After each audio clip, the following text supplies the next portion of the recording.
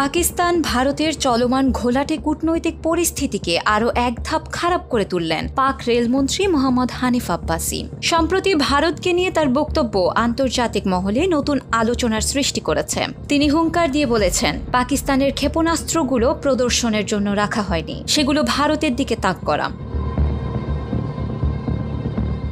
দুই পারমাণবিক শক্তিধর প্রতিবেশী দেশের মধ্যে অস্থিরতা দেখা যাচ্ছে গত সপ্তাহখানেক ধরে। এরই মধ্যে একে অপরের বিরুদ্ধে বেশ কিছু কঠোর পদক্ষেপ নিয়েছে। পারস্পরিক হুমকি ধামকিতে উত্তেজনা বেড়েই চলছে।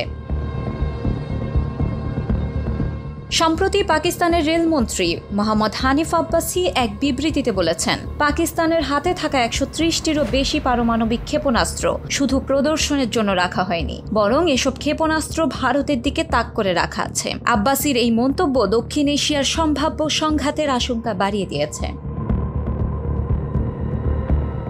ব্যালিস্টিক ক্ষেপণাস্ত্র ভারতের দিকেই তাক করা। পাকিস্তানের রেলমন্ত্রী মোহাম্মদ হানিফ আব্বাসির বরাত দিয়ে এমন তথ্য জানিয়েছে ব্রিটিশ সংবাদ মাধ্যম দ্য গার্ডিয়ান।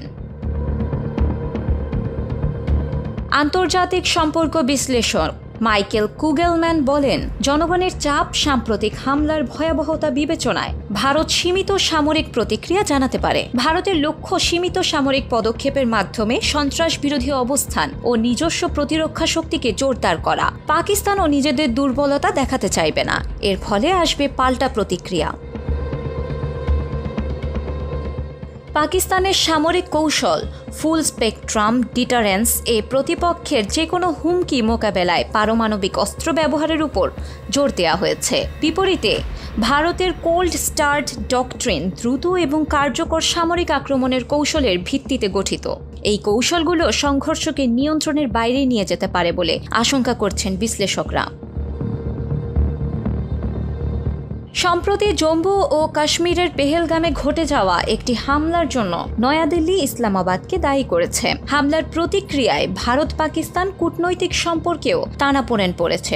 দেশ দুটি ইতোপূর্বে ৩টি যুদ্ধ করেছে, যার মধ্যে 2টি ছিল কাশ্মীর ইস্যু ঘিরে। উভয় দেশই কাশ্মীরকে নিজেদের অন্তর্ভুক্ত অঞ্চল হিসেবে দাবি করলেও বর্তমানে তারা নিয়ন্ত্রণ করছে এর ভিন্ন ভিন্ন অংশ।